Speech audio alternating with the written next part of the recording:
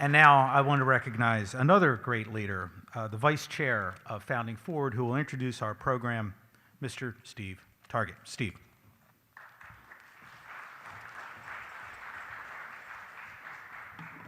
Thank you, John, and welcome to our Election Day celebration. I presume that everybody already voted. Thank you for that. So it's my pleasure to introduce Dr. Daniel Pipes, a historian by training, has led the Middle East Forum since its founding in 1994 and currently serves as the chairman of the board of directors. He taught at Chicago, Harvard, Pepperdine, and the U.S. Naval War College. He served in 5 U.S. administrations, received 2 presidential appointments, and testified before many congressional committees. He's authored 16 books on the Middle East and Islam, including his most recent work, Israel Victory: How Zionists Win Acceptance and Palestinians Get Liberated. Mr. Pipes writes columns for the Washington Times and the Spectator. His work has been translated into 39 languages. He received both his AB and PhD from Harvard. The Washington Post deems him perhaps the most prominent U.S. scholar on radical Islam. A moderator doesn't need an introduction, but I'll make one anyway. My friend, Mr. Edward Terzansky, is a national security analyst, former member of the U.S. Intelligence Committee, Union League Life member, committed volunteer, and has just been named as a senior fellow at Founding Forward. Congratulations, Ed.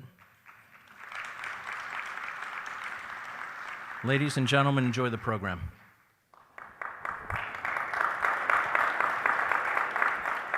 Steve, thanks very much. Can you hear me, folks? My apologies. Dan Pipes, we're thrilled that you're with us. Do we have the maps? Can we put the maps up? Ladies and gentlemen, you see maps to either side. And Dan, you and I talked about this. I thought we'd give everyone, or you would give everyone, the ability to broaden the aperture of their lens, to go beyond October 7th and the Israeli-Palestinian situation, specifically the situation with Hamas.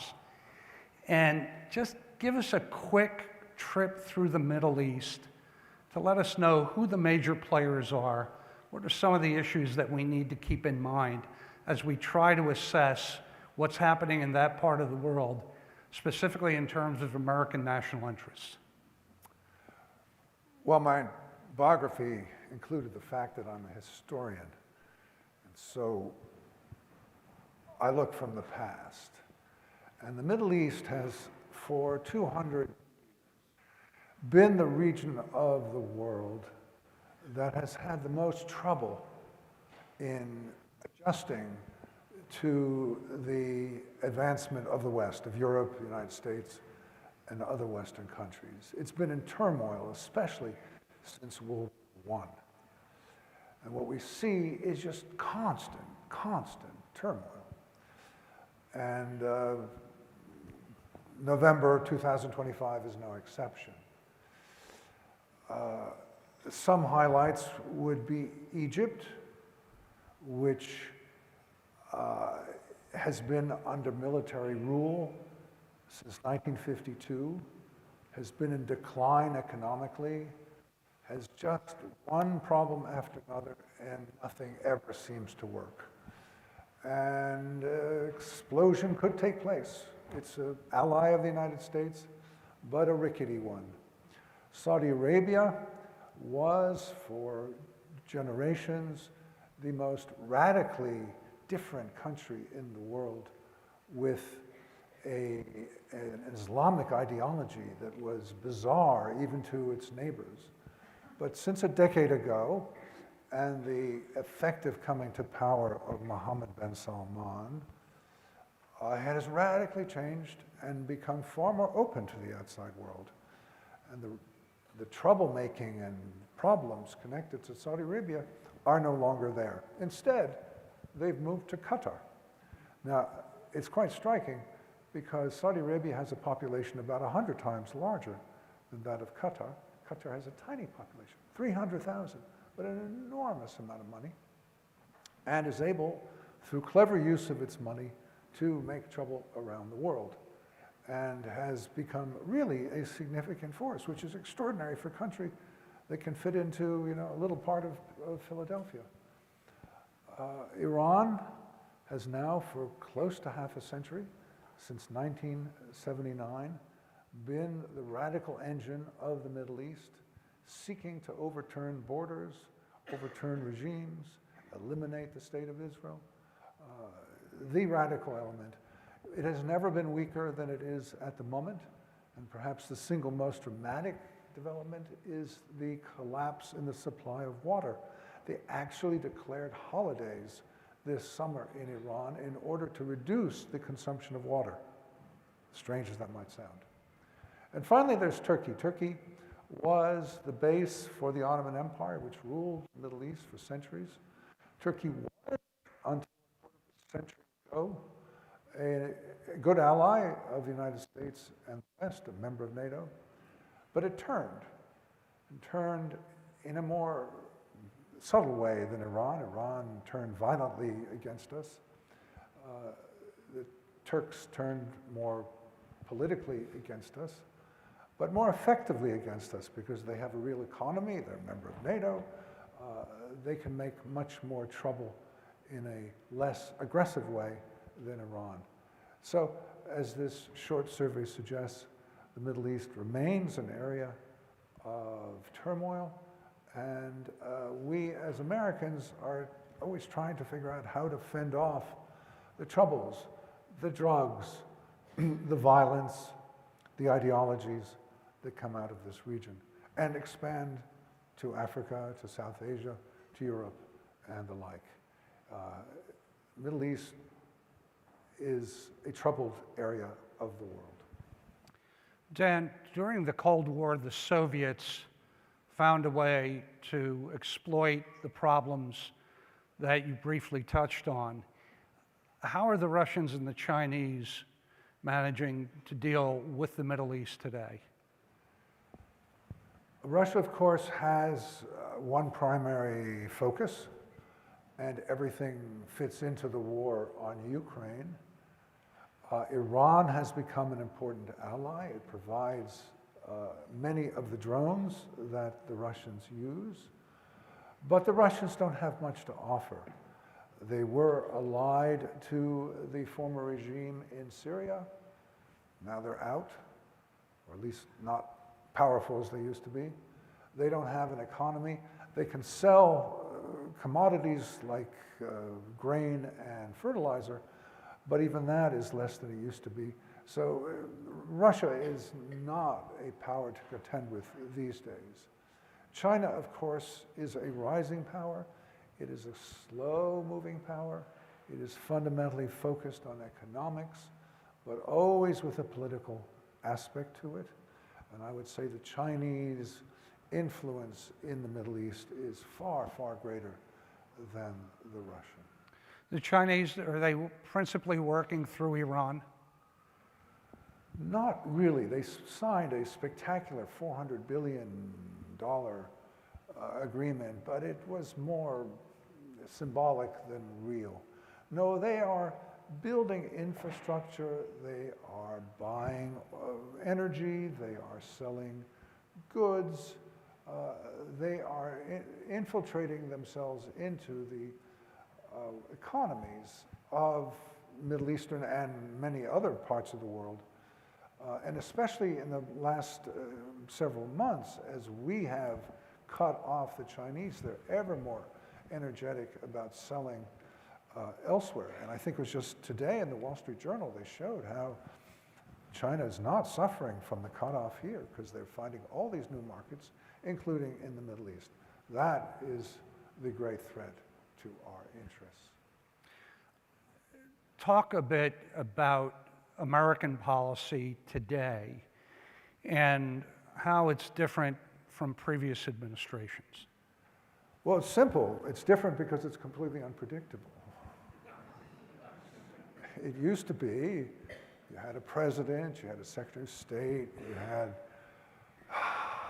had doctrines, you had discussions, and you knew what was coming. Now you don't. You just have no idea. The president the other day threatened to attack Nigeria. oh, where'd this come from? Is it going to happen? So the attack on Iran, really not something one would have expected if one paid attention to his campaign for president. He wanted to pull back. Taking over Gaza and turning it into a vacation zone. I mean, it's very hard to predict. And the Congress tends to go along. It's in Republican hands. The Republicans are going with the president. The staff follows the president wherever he goes. You don't really have anything like the traditional bases of power in the National Security Council and the Department of Defense or War, the Department of State. These don't exist these days. It's where is the president going and how fast can we follow him? And no one can tell where he's going to go next. For example, with Turkey, he seems to like Recep Tayyip Erdogan, the long-standing leader of Turkey since 2003. But he will impose his will and make demands on Erdogan. He will insult Erdogan. He will flatter Erdogan. Nobody really quite knows what to expect next. So there's never been, at least not in modern times, a foreign policy remotely like this. And you know, those of us who focus on American foreign policy really can't predict at all. We can't assess where this is going. It's, you know, we wake up and what's happened in the last 8 hours? What novelty, what surprise? Dan, you mentioned the attack against the Iranian nuclear facilities. What was the impact of that within Iran, but also within the region? Let me start by noting that the Israelis have 3 times attacked nuclear facilities. They did in 1981 against Iraq, 2007 against Syria, and 2025 against Iran. No other country had ever attacked another country's nuclear facilities. And then suddenly, we did, in conjunction with the Israelis. The Iranians were initially completely taken aback. They did not expect this double-barreled attack. They did not expect to do so poorly. But that was in June, it's now November. In the last 4 or 5 months, you see they're coming back. And their sense of confidence has returned. So I don't think that that was a mortal blow. It was a wound, but not a mortal blow. How is it perceived in the region? The region is a bit scared because a wounded animal can be more dangerous than a not wounded animal. Who knows what the Iranians will do next? Now, they are weak. Their economy is in bad shape. I mentioned the water. The unhappiness of the population with the government is vast. I would say 85% of Iranians don't like their government, don't want the Islamic Republic. But the 15% that supports it and the rulers are feeling stronger than they did a few months ago. And so the region, the Afghans, the Pakistanis, the Gulfis, are a little bit worried about what Iran might do next. Is there any chance of the regime being toppled? And if so, from without or within? From within, yes. One day, there won't be bread at the bakery, there won't be gas at the corner station, there won't be water in your faucet, and there will be a revolt. There have been many revolts, but they've all been suppressed. But they've been suppressed, they haven't been dealt with, they haven't been solved. And each time, they get worse. You think back just a few years ago to the Women Freedom Life protests that went throughout the country because one woman was murdered for not wearing a hijab, a head covering. This could happen anytime, any place, and who knows, it could spread. So yes, it's potentially there. It hasn't happened, but it could happen any place, anytime, the fuse could be lit. It's something the Iranian leadership obsesses about. They cannot stop worrying about their own people. In terms of their capacity for mischief in the region, they had been providing support to surrogates.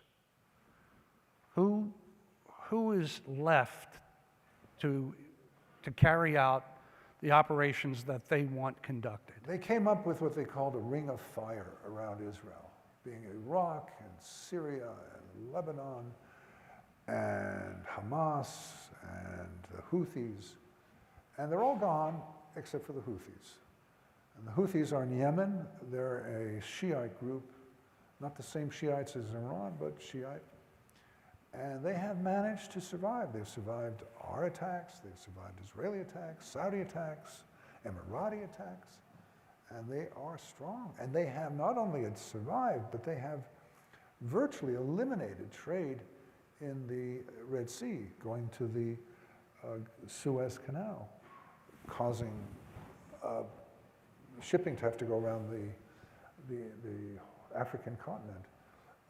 The Houthis have been very powerful, and they are supported, sponsored by the Iranians, and that's been their success story. The others are much weaker than they used to be.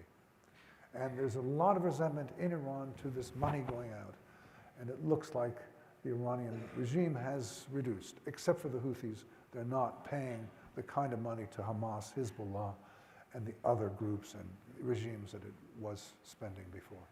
It's a military question, but do you have a sense of what should be done to deal with the Houthis? This is something we talk about a lot, we who focus on the Middle East. I think probably the best approach would be to work with Yemenis who don't like the Houthis. So to enable, with money and arms, the anti-Houthi Yemenis. We ourselves from the outside, unwilling to go into Yemen, cannot do it on our own. You recently said, and I quote, Israel dealt handily with Iran, but is confounded by the Palestinians. Could you explain?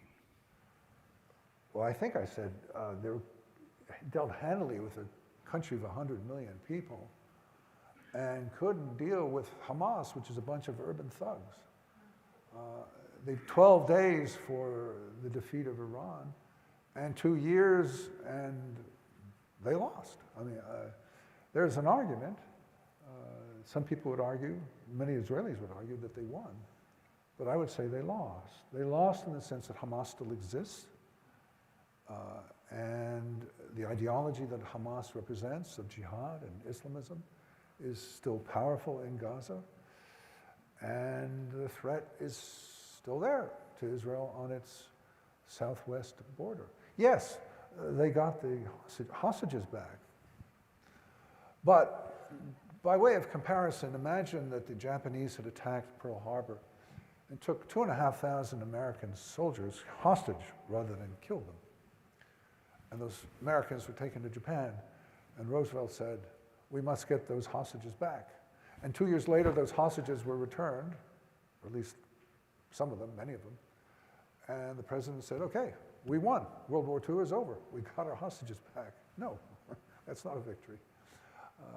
The focus on hostages was a distraction, I think, from the real war goal that Israel had, which was to eliminate its enemy in Hamas, and to work with Gazans who would be willing to work with Israel, of whom I think there are quite a few.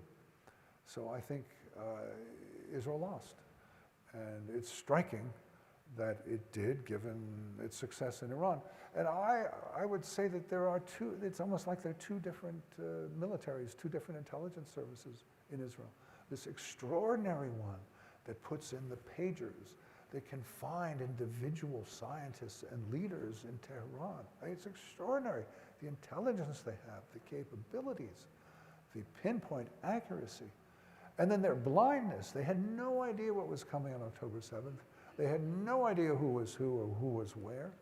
And they never gained that competence, that intelligence, and never succeeded. Dan, there's a new book by Yaakov Katz and Amir Bokbat entitled While Israel Slept. And the thesis of the book is that the Israelis were at each other's throats over these Saturday night protests for and against the Supreme Court and Netanyahu. And the entire time, Hamas was planning. And to your point, they missed it all. They missed it terribly. Right. Can you talk about the dynamic within Israel today? Because we look at the Israelis and we say, they're 10 feet tall, they're smarter as anybody, and they've done extraordinary things, and they have. But it's difficult to believe that they were caught so unawares. Why? I would give a different explanation from the one you just offered. Sure, the internecine problems in Israel were a factor, but for me the key was something quite different. As I said, the Israelis didn't understand Hamas. They had this idea that Hamas was getting domesticated, that Hamas was interested in economic development.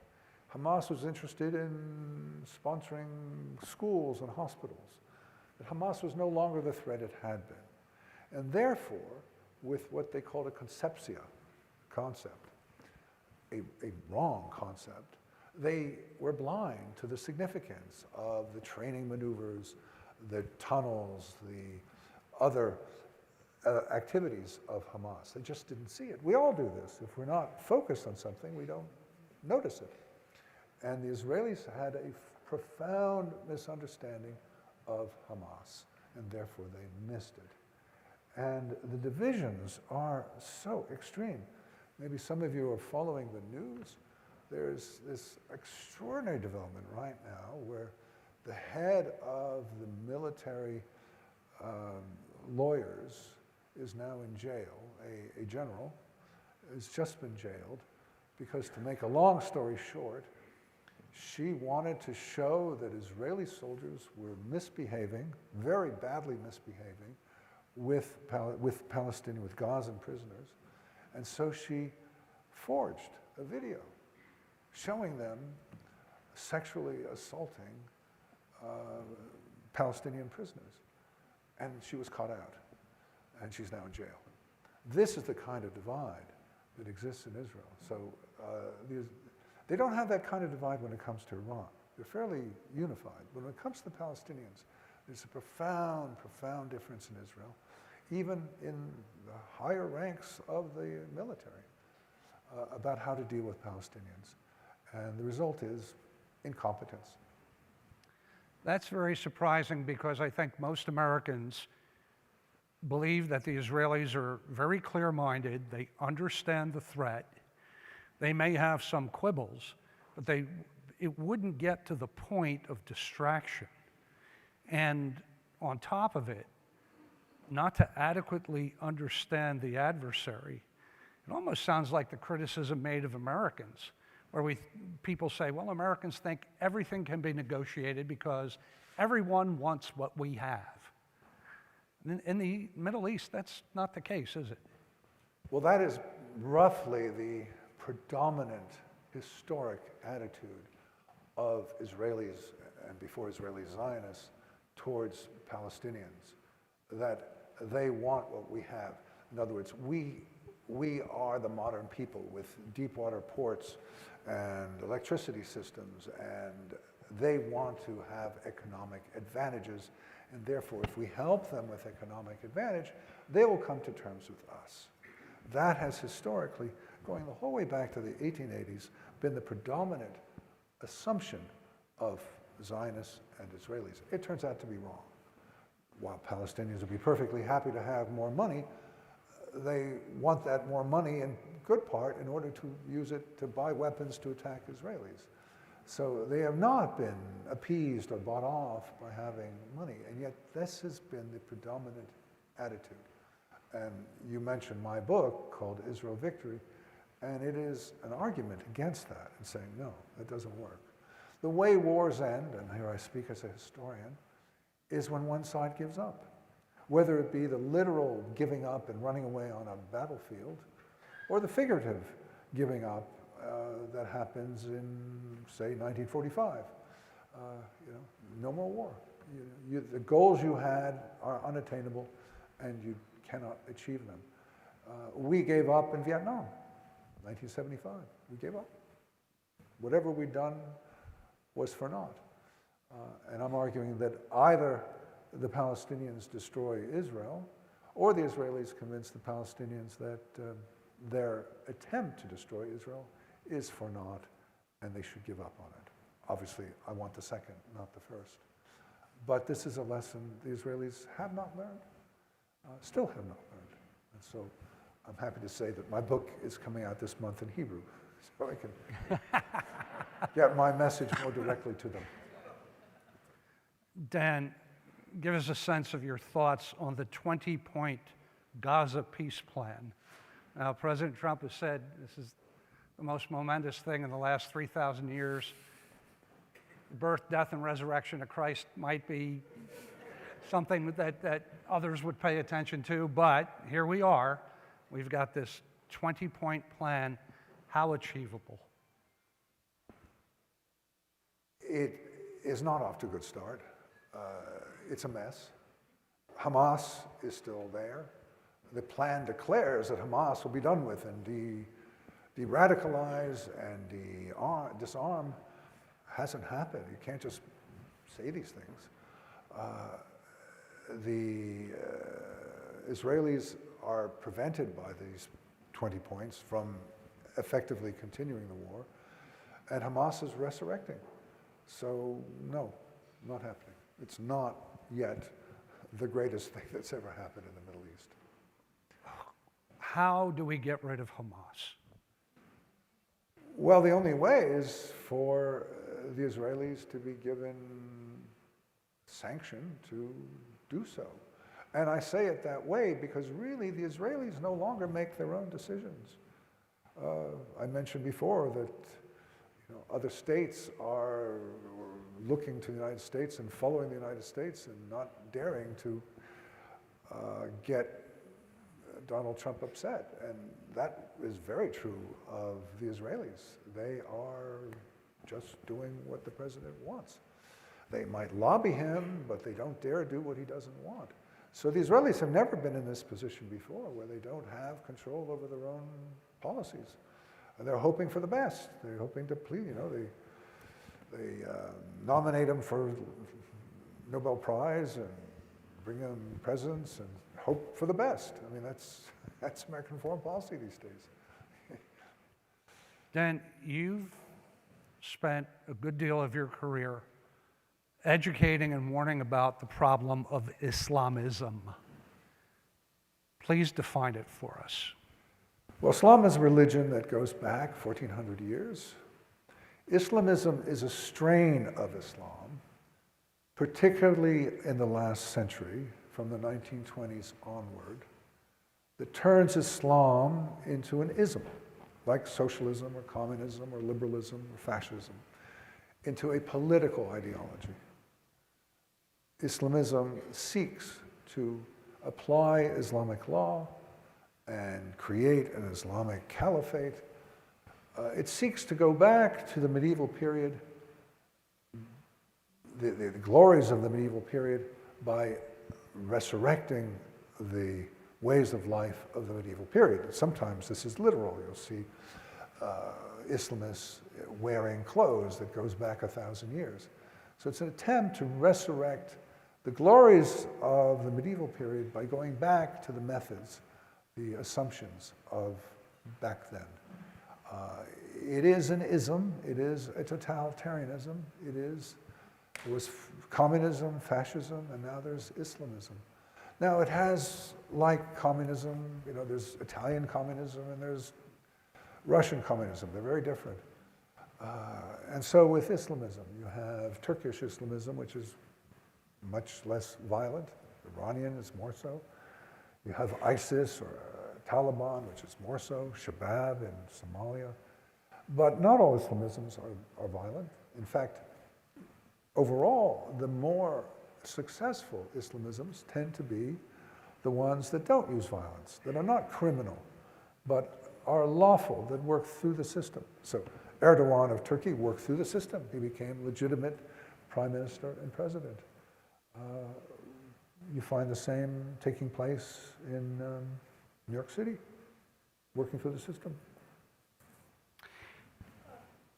You've also talked about Turkey's influence, or Turkey being part of this different kind of Islamism that is not as violent as what Hamas is proposing. Is that what Qatar is funding in Asia? Qatar has this gigantic oil field and incredible amounts of money, tiny population.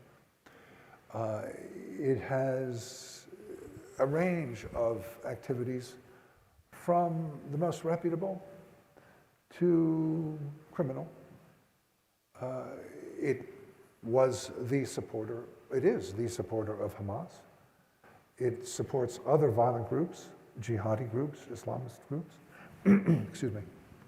So the Qatar government has taken the approach of funding pretty much everyone with an Islamist orientation. And they've been remarkably effective, including in Asia, in Malaysia in particular, in Pakistan to a lesser extent. Yes, yes. The Hamas cause, the Palestinian cause actually, has certainly energized young people in the United States. There are a lot of kids who don't know very much history, who have accepted the talk track of Hamas and the Palestinians writ large. How did that happen? What do we do about it? Well, the attitudes of Americans towards the Palestinian-Israeli conflict basically fall into left and right, with exceptions, Tucker Carlson. But basically, the left is critical of Israel vis-a-vis the Palestinians, and the right is supportive. And young people in universities tend to be on the left and tend to be hostile. Politicians on the left are hostile. And the more to the left, the more hostile. So the democratic socialists are more hostile than the old guard liberal politicians. It's almost a linear spectrum from conservative Republican, moderate Republican, liberal Republican, independent, so forth, across to liberal Democrat.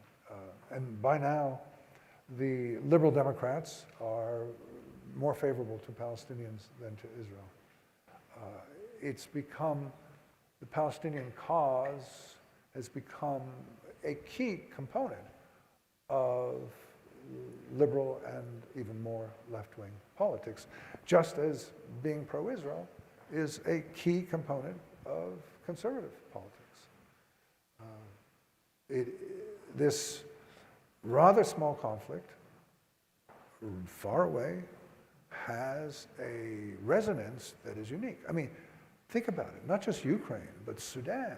I mean, there were tens of thousands of people murdered just days ago in Darfur. Doesn't have resonance. Myanmar, Burma, major civil war. Upper Volta, who pays attention to these things? But this one has an emotional impact on both left and right. It touches people directly. And it has implications at universities and foreign ministries and corporations and so forth that is unique. I mean, think of Ben & Jerry's, Airbnb. So many corporations have been rattled by this conflict. No other has that kind of impact. There's an emotional nature to this. And American higher education certainly seems to be ground zero for a lot of this, isn't it? Well, yeah, the university is at the far left of the American spectrum, and the professors are in general, and not always, of course, but in general, or overwhelmingly, and so are the students. In part it's youth, in part it's inculcation. And it's not just universities, it's the whole educational system going K to 12. So right now, nobody's going to go to sleep tonight very well. Let's try to help a little bit, because you've also written that the Islamist movement may have reached its peak, maybe on the way down. Is that accurate? Yes. And if so, why? Well, I was talking about the Islamist movements in majority Muslim countries, not in the West, not here, not New York City, but in Egypt, Pakistan, so forth. Yeah, there's a dramatic decline. I think the peak was about 2013. And what you see, let me give you a few countries by way of illustration.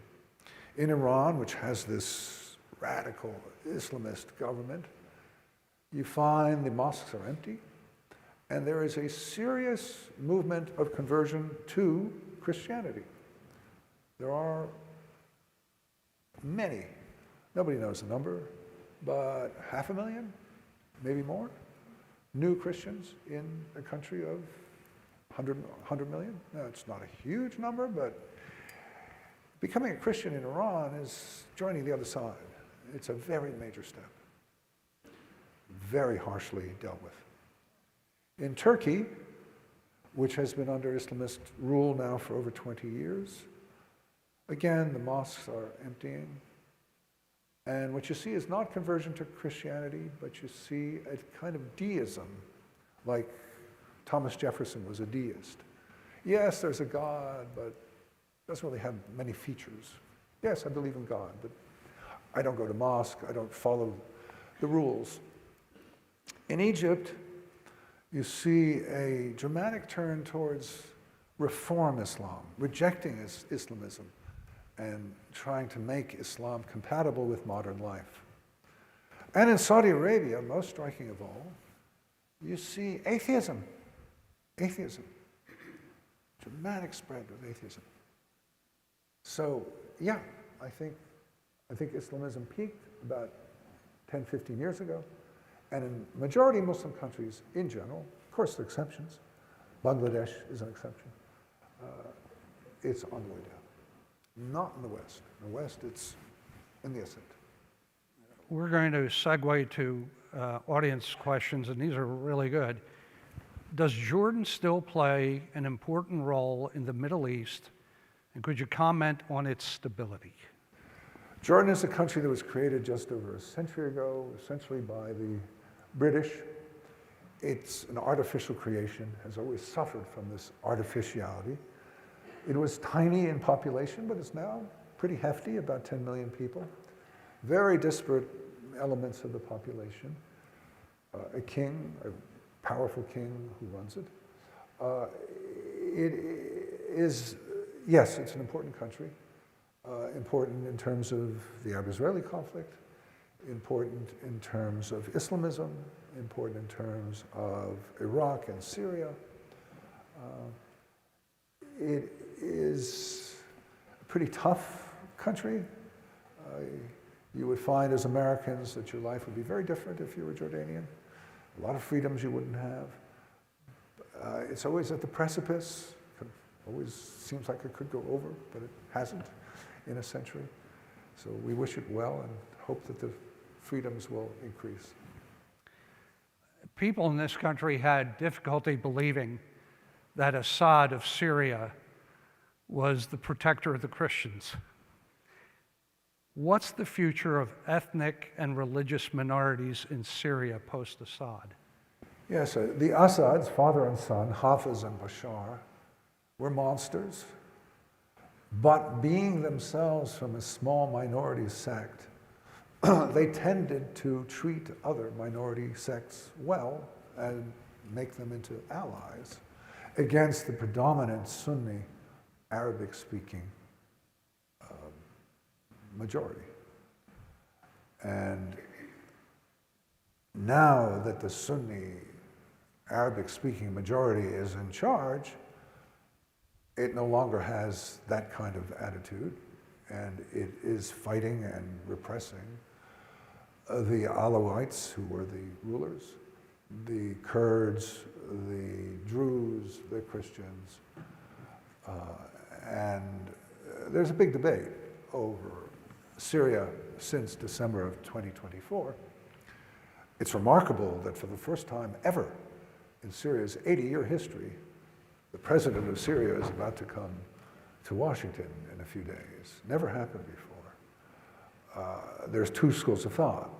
The school of thought behind his coming is that, yes, he used to be a member of ISIS, effectively, but he isn't anymore, and he's reformed, and let's encourage him economically and in other ways.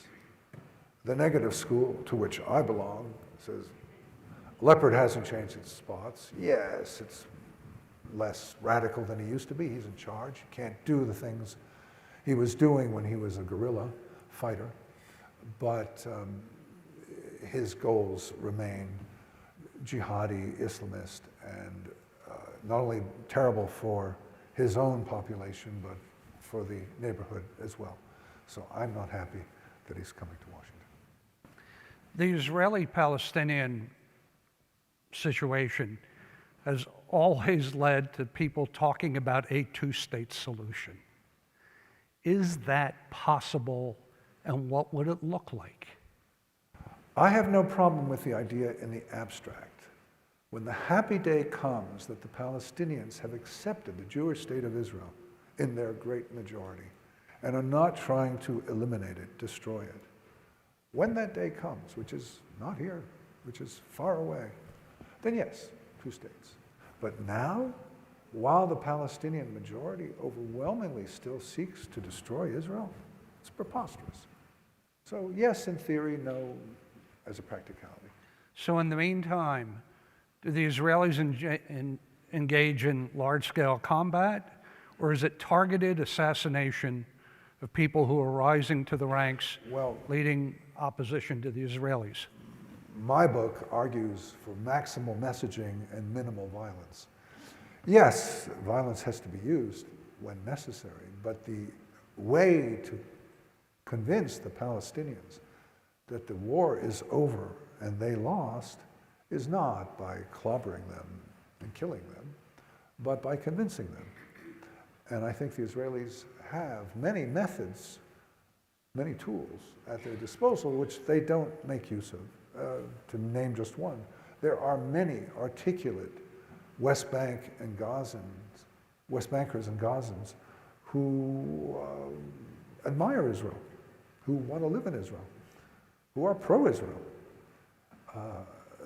They are a powerful tool that Israel doesn't pay attention to, and yet they exist, and they could, were their voices amplified, make a real difference. The Israelis have their own problems internally. Last week, there were massive protests by Orthodox men against serving in the military. And there are problems with settlers who are exceeding their mandate. People don't want to serve in the military who are Orthodox. You have people who wind up committing acts of violence against Palestinians because they want to seize their territory. What can the Israelis do about it? Because whichever direction Netanyahu moves in, or his opponents, they have to form a coalition government. In the very early days of the Israeli state in the 1940s, there was just a vestige of not Orthodox, but what are called ultra-Orthodox, or more correctly, Haredim. These are the people with the black hats who live by the rules of Judaism. Modern Orthodox are not the problem. Modern Orthodox are very much Zionist and take leadership in the military and so forth.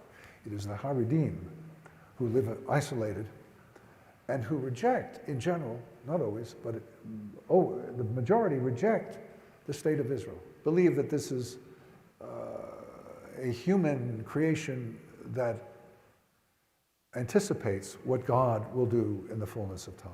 God should create Israel, not Ben-Gurion. And so they've always kept their distance. And Ben-Gurion, back in the David Ben-Gurion, the first prime minister of Israel, in the first days of the state, he saw there were only some hundreds of young men who were studying Torah and said, well, they can study Torah. They don't need to go in the military. Well, those few hundred now have turned into tens of thousands. And with a war that has now gone on for 2 years, the Israeli military really needs manpower. And so the Israeli state is saying, you got to serve. And the leadership in general of the Haredim is saying, no way, we're not going to serve. And that demonstration of hundreds of thousands in Jerusalem a few days ago was they're making that point, we're not going to serve.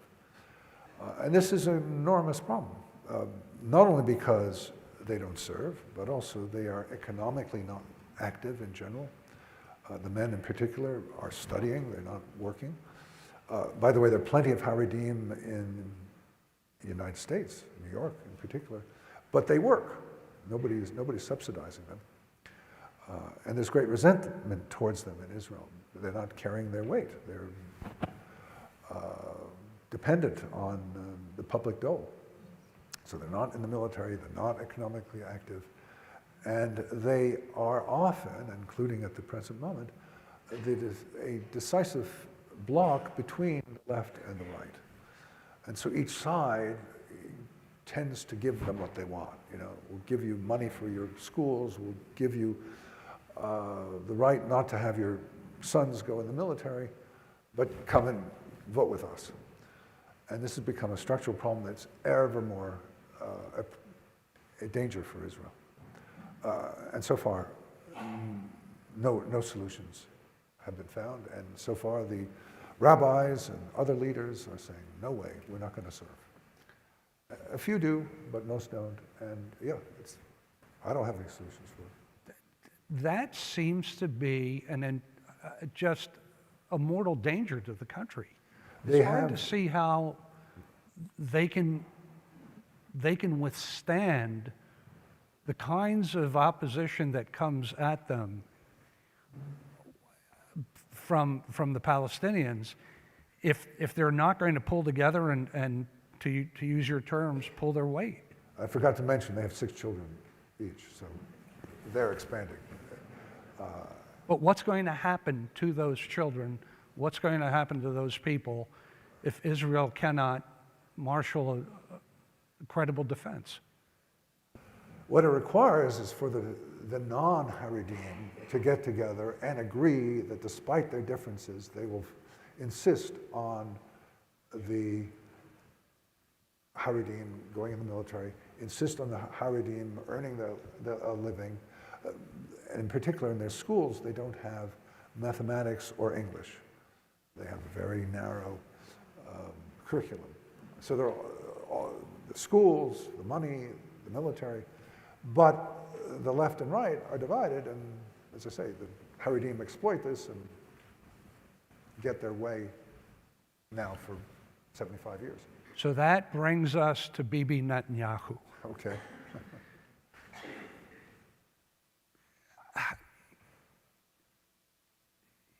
Would Israel be better with him in office, or to turn the page to have someone else bring people together the way you suggest? He's been in office off and on since 1996. He's the longest serving Israeli prime minister.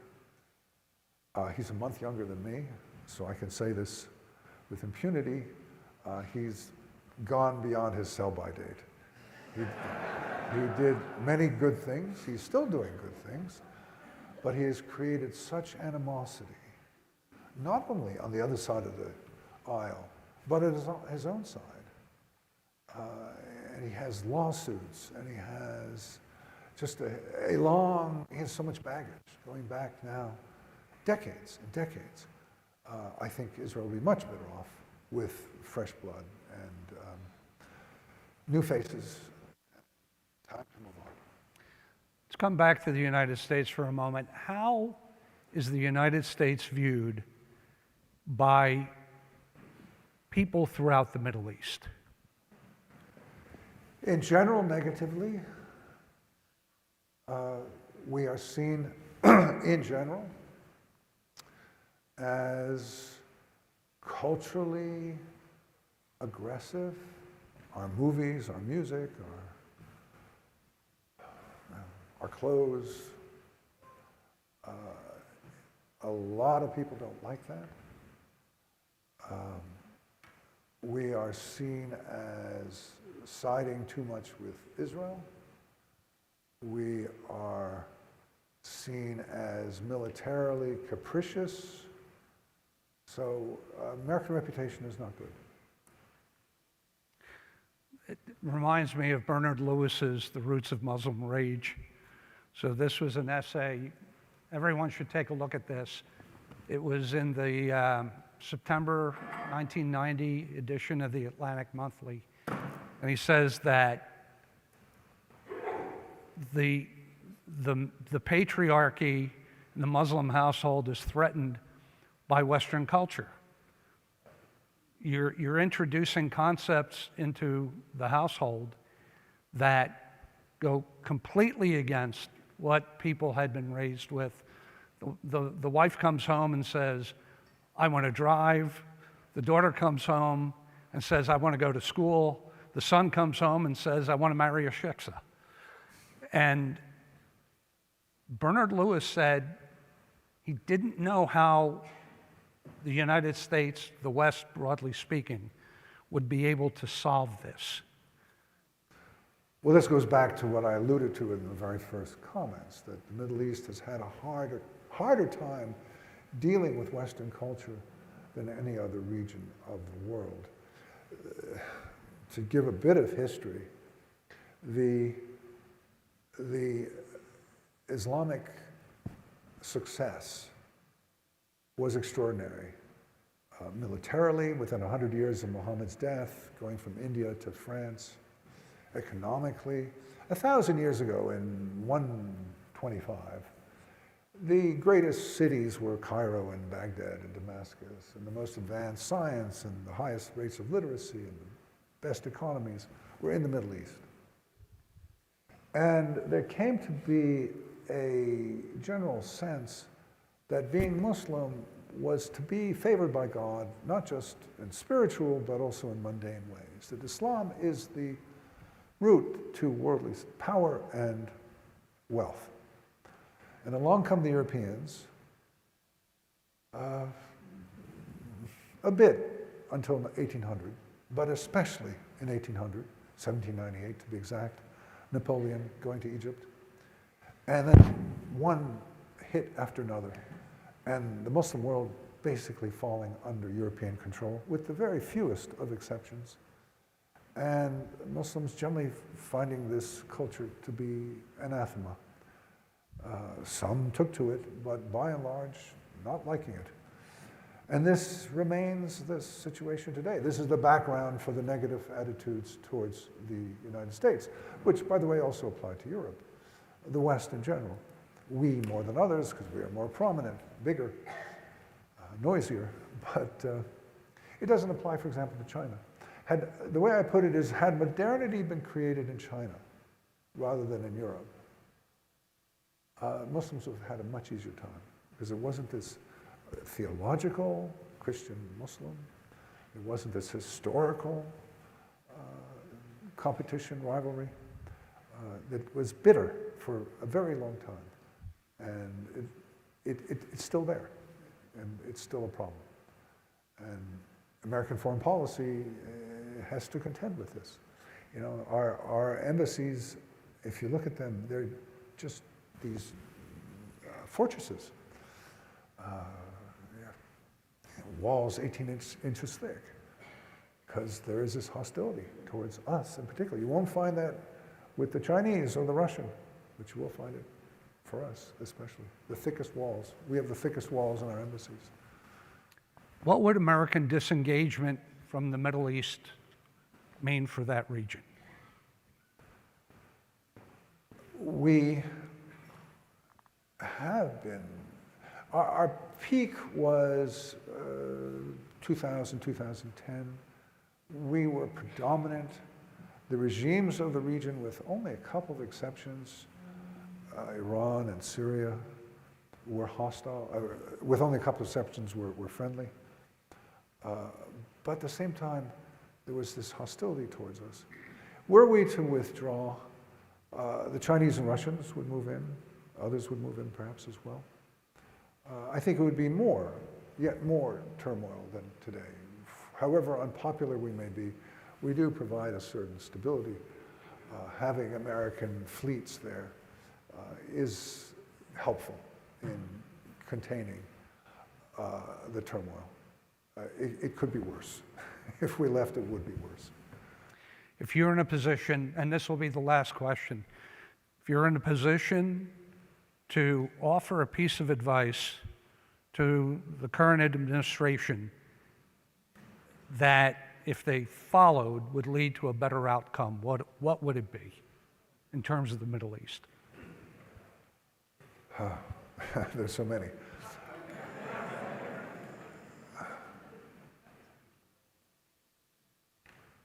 I would say beware of Turkey. Turkey under Recep Tayyip Erdogan is an adversary. Yeah, it's a member of NATO, but that doesn't make it a friend. Beware. Ladies and gentlemen, please thank Dan Clay.